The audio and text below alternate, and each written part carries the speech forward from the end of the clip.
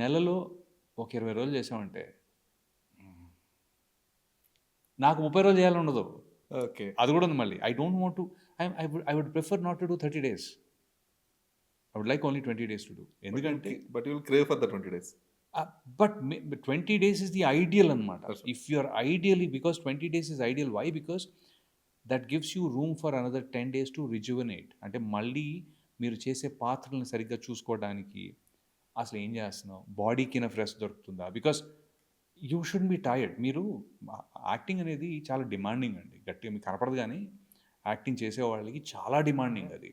Okay, ఒక ప్రాజెక్ట్లో మిమ్మల్ని యాక్టర్లా పెట్టుకుని వాళ్ళు మీతో పాటు సినిమా తీస్తున్నారంటే దాని అర్థం you have to give them 10 times.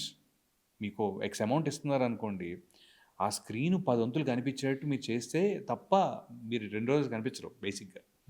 It is a very demanding job. Okay, ఆ డిమాండ్స్కి నువ్వు సరిగ్గా నిద్రపోతున్నావా, నువ్వు సరిగ్గా జాగ్రత్త పడుతున్నావా, మెయింటైన్ చేసుకుంటున్నావా, అందుకనైనా నువ్వు ఆ 10 రోజులు తీసుకోవాలి. మొనోటనెస్ ఉండకూడదు.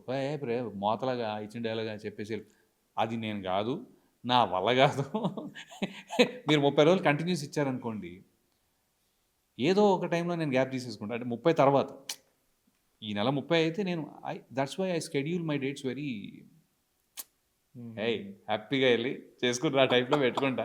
అయినా అప్పుడప్పుడు పడుతూ ఉంటాయి. అప్పుడప్పుడు ఒకసారి ఏంటి 56 గంటలు చేశాను ఒకసారి.